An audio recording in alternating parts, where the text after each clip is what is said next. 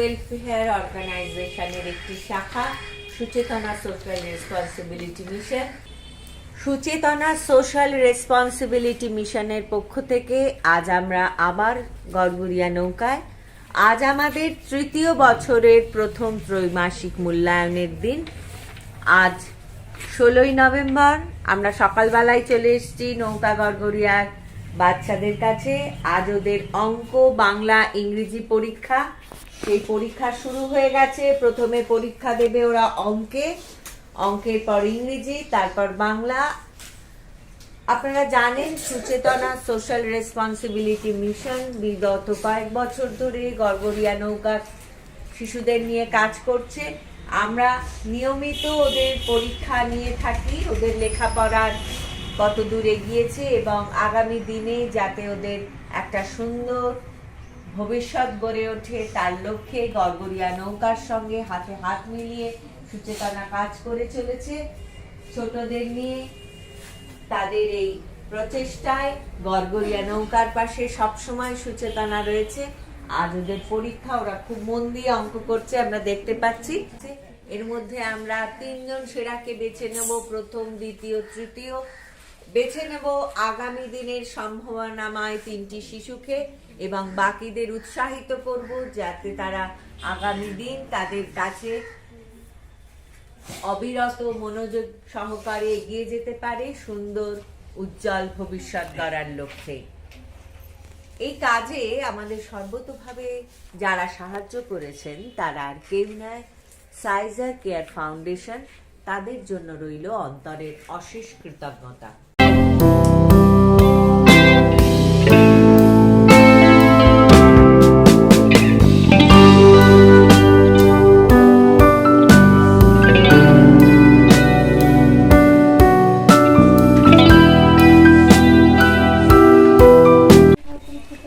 আমরা দেখতে পাচ্ছি বাচ্চারা খুব মন দিয়ে পরীক্ষা দিচ্ছে। ওদের অঙ্ক পরীক্ষা হয়ে গেছে, এখন ওদের ইংরেজি পরীক্ষা শুরু হয়ে গেছে।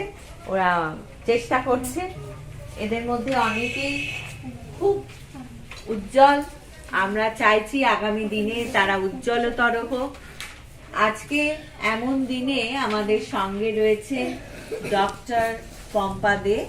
তিনি কলকাতা থেকে আমাদের সঙ্গে এসেছেন। আমাদের প্রিয় পম্পাদিও দেখছি অঙ্ক খাতা দেখায় ব্যস্ত।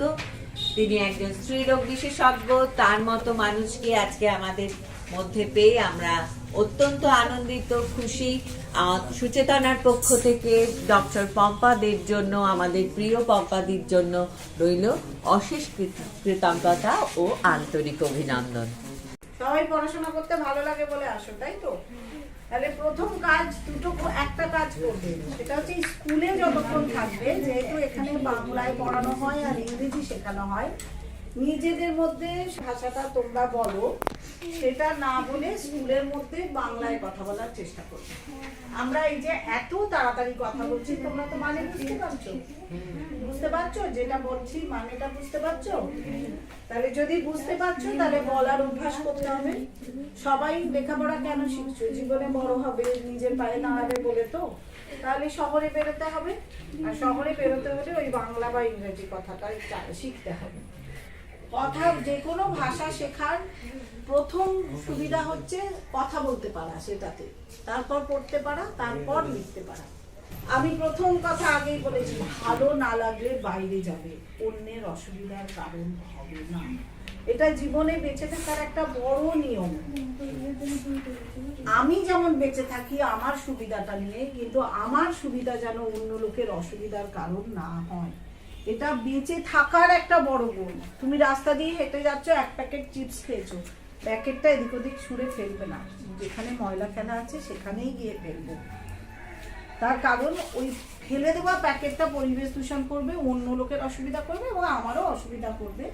তৎক্ষণাৎ আমার সুবিধে করলো, কিন্তু অনেক দূরে দেখতে গেলে ওটা আমার অসুবিধাই করে। কাজেই এইটা ছোট থেকে শিখতে হয় যে অন্য লোককে সম্মান করা, তাহলে ফিরে আমি সম্মান পাবো।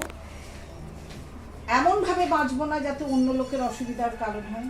পাড়ায় পুজো হচ্ছে, বিকট জোরে একটা আমি মিউজিক বাজালাম না, রাত্রির এমন জোরে নয় যে পাশের বাড়ির দাদুর অসুবিধা হচ্ছে, তিনি হয়তো অসুস্থ না, এগুলো ছোট থেকে বেঁচে থাকতে হয়, শিখে বেঁচে থাকতে হয়। হ্যাঁ, তো সেরকম 10টা বেজে গেছে, থামিয়ে দেবো, একদম কমিয়ে নিজের মধ্যে রাখবো, আমি আমার মজাটা করবো, কিন্তু সেটা কখনো অন্য লোকের অসুবিধার কারণ নয়। সেই জন্য আমি তোমাকে বললাম, তুমি কথা বলে অন্য লোককে ডিস্টার্ব করো না, মানে অন্য লোকের মন সংযোগটা নষ্ট করো। সংযোগ রাখা মানে যে কাজটা করছি সেই কাজে মন দেওয়াটাই তোমাদের প্রত্যেকের কম বেশি অভাব আছে, এবং তার জন্য এত নম্বরও তোমরা কম পেয়েছো, মানে ভুল হয়ে যাওয়ার কারণটা। আমি যে কাজটা করছি খুব মন দিয়ে, মাত্র তো ধরো তোমাদের 8 ঘন্টা করে 1.5 ঘন্টা পরীক্ষা হয়েছে, এই 1.5 ঘন্টা আমার খাতায় মন, আমি যে কাজটা করছি সে কাজটা যতটা পারবো আমি নিখুঁত করবার মন। এটা কারোর অন্য লোকের ভালোর জন্য করছো না, সবই নিজের জন্য করছি। আমি আমার ভালো লাগে বলে আমি অঙ্ক শিখছি, আমি যোগ বিয়োগ গুণ ভাগ করতে পারবো বলে করছি, আমি বাংলা বলতে পারবো, বাংলা পড়তে পারবো বলে পড়ছি, তাই না? আমি ইংরেজি পাঠ করতে পারবো বলে বলছি, কারোর কোনো উপকার করছি না, তাতে ভুল কম হবে। এই যে পরীক্ষা দিতে বসে অন্যমনস্ক করছো হবে না, তাতে এইটা হচ্ছে শেখা, আমি শেখার জন্য করছি। আর একটা হচ্ছে পরীক্ষায় নম্বর পাওয়া, পরীক্ষায় নম্বর পাওয়াটা কিন্তু আবার আলাদা জিনিস। আমাকে জানতে হবে কি প্রশ্নে কি উত্তর লিখতে হয়, শুধু জানলেই হয় না, অপার জ্ঞান কিন্তু পরীক্ষায় ভালো নম্বর দিন, এটাও হওয়া সম্ভব। তার কারণ হচ্ছে ঠিক কি লিখতে হবে এটা জানা, কিভাবে লিখতে হবে এটাও জানা। যেমন ধরো তোমাদের ইংলিশ কোয়েশ্চেন অনেকেই করেছো, এই যে ম্যাচ করিয়েছো, ঠিক 5-এ 5 দিয়েছি, আমার খুব ইচ্ছে ছিল এগুলো 4.5 দেওয়ার। তার কারণ হচ্ছে তোমরা চক আছে, তোমরা এখানে এরকম ভাবে অনেকে লিখেছো, একটা খাতা ছিল ঠিক করে লেখা, ধরো এই যে হট কোল্ড এটা লিখছো তো সবাই, এইটা অন্তত ঠিক লিখেছো, অন্য কোথাও ভুল লেখো আর না লেখো। হট কোল্ড লিখেছো, এটা এরকম টেনে টেনে লিখবে না, কোয়েশ্চেনে তো তোমার এলোমেলোই লেখা আছে, ক্রস ক্রস করে লিখবে না। তুমি যখন আনসার লিখছো হটের সঙ্গে কোল্ড লিখবে, দেখতে সুন্দর লাগে, ছবির মতো নিজেরও মনে থাকে। তার সঙ্গে লিখলাম স্মল, আর এখানে লিখলাম তোমার লার্জ, আর এখানে লিখলাম উইক, এরকম করে এরকম লিখলাম, আবার এরকম লিখলাম, দেখো কোনটা দেখতে ভালো লাগছে। পেট নিয়ে কিছু লিখেছে, পেট মানে কি কে কে জানো? হ্যাঁ, পোষা, বাকি যাই থাক তাকে বলে পেট, পিইটি পেট। এই জানো না শব্দটা মানে জানো না বলেও লিখতে পারোনি, না হলে কিছু কিছু লিখতে পারতে হবে, এটা হচ্ছে প্রথম অসুবিধা হচ্ছে। এবার ক্যাট নিয়ে যে লিখেছে সে সব থেকে ভালো লিখেছে, কিন্তু I have a pet না লিখে I have a pet cat, তাহলে প্রথমেই বোঝা গেল যে তুমি একটা বিড়াল কিনবে, তাহলে ওটা আরো সুন্দর হবে যে তুমি একটা বিড়াল নিয়ে কিছু মাই পেট বারবার লিখতে হয়। প্রোনাউন, প্রোনাউন কাকে বলে জানো? ছেলেদের হি এরকম বলে, মেয়েদের আমার খাতা কেজি হার বলে, বারবার লিখতে গেলে ইট ইটস ইট এরকম, বুঝতে পেরেছো? তাহলে ওটা আরো শুনতে, তাহলে এবার পেট মানে জানা হয়ে গেল। সন্ধ্যেবেলা বাড়ি গিয়ে এই কোয়েশ্চেন পেপারটা নিয়ে বসবে, কোথায় কোথায় ভুল হয়েছে বলে দেওয়া হলো, চেষ্টা করবে আবার লিখতে, এবং পরের দিন যে ইংলিশ ক্লাস হবে সেখানে আবার মাস্টারমশাইকে একটু দেখিয়ে নেওয়া, দিদিমণি বা মাস্টারমশাই যিনি আসবেন তাকে দেখিয়ে নেওয়া যে আমার ভুল হওয়ার পরে আমি এইটা আমার পেটটা নিয়ে কেউ লিখতে পারোনি, একজন কুকুর নিয়ে লিখেছে আর একজন বিড়াল নিয়ে লিখেছে। এইটা একটু আরো লিখতে চেয়েছিল my pet's favourite food is fish, তাই তো? যদি অত শক্ত কথা না মনে থাকে সোজা করে লিখবি যে ইট লাভস ফিশ। এটা আরেকটা অভ্যাস, যেদিন পরীক্ষা হবে বাড়ি গিয়ে সেদিনই, কারণ পরে ভুলে যাবে, আমি কি বললাম ওসব মাথা থেকে বেরিয়ে যাবে, কাজেই বাড়ি গিয়ে এই কোয়েশ্চেনটাই আবার করবার চেষ্টা, নিখুঁত করে করবার চেষ্টা। যতটা পারা যায় লিখো। তার জন্য দরকার হলে বইটা খুলে একটু পড়তে হবে আবার। যেমন অনেকেই লিখেছে আমি কবিতা লিখি, আই রাইটস পোয়েম, এগুলো তখন ওইখানটা ঝালাই হবে যে আই রাইটস হয় না, থার্ড পার্সন সিঙ্গুলার নাম্বারে এস বসে। এগুলো অনেক ডিটেল, এগুলো বারবার প্র্যাকটিস করতে হবে। তো ন্যাশনাল সংটা কি সেটা কেউ জানো না? জনগণমন ন্যাশনাল সং নয়, বন্দে মাতারম। বন্দে মাতারম কে লিখেছিলেন? বঙ্কিমচন্দ্র চট্টোপাধ্যায়, ঠিক তো? আর ন্যাশনাল অ্যানথেম হচ্ছে জনগণমন, লিখেছিলেন রবীন্দ্রনাথ। আর আমাদের প্রেসিডেন্টের নাম কি? এইটা বলতেই হবে। হ্যাঁ, তোমাদের কমিউনিটির লোক, তোমাদের গর্বের মহিলা, একে মহিলা। তুমি ভাবো উনি যদি ওই জায়গায় পৌঁছতে পারেন, কেউ জানে না 25-50 বছর পর তুমি সেই জায়গায় পৌঁছবে কিনা।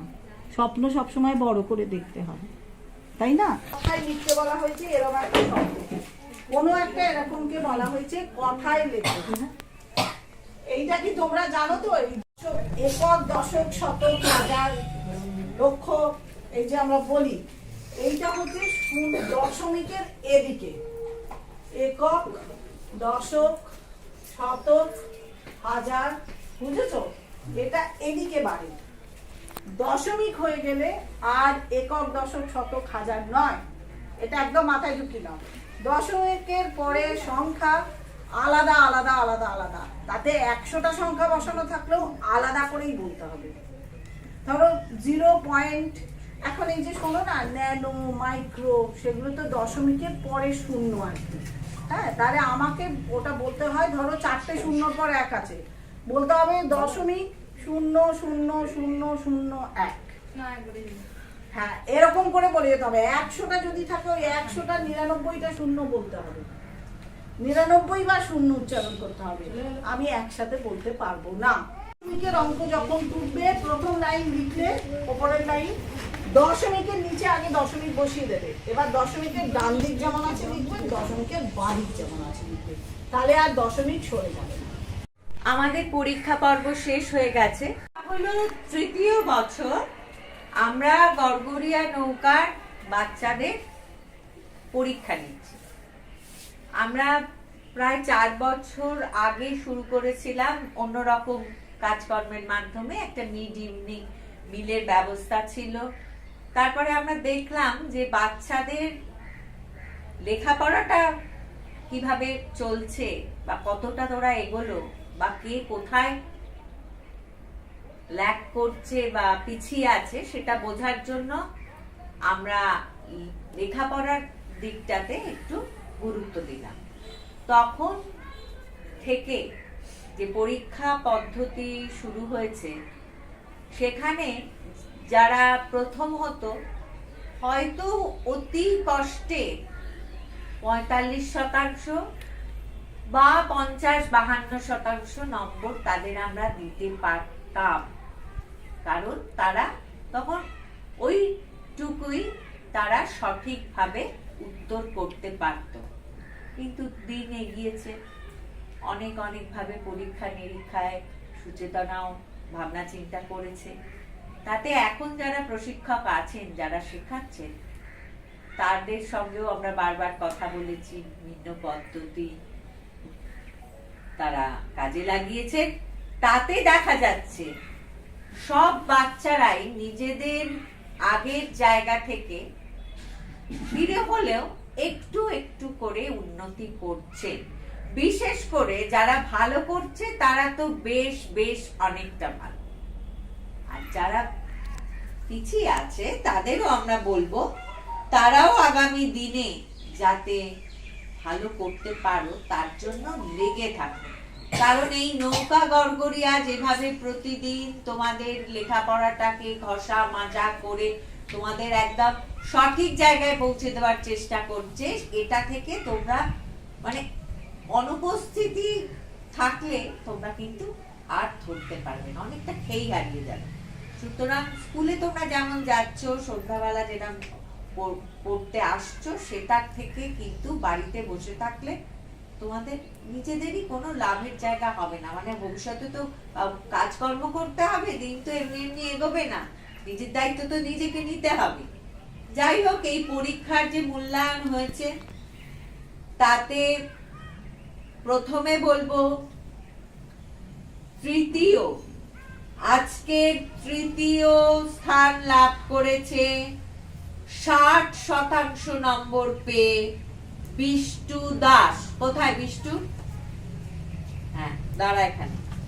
আমি আমাদের পম্পাদিকে অনুরোধ করব বিষ্টুর হাতে উপহার প্রাইজ পুরস্কারটি তুলে দিতে।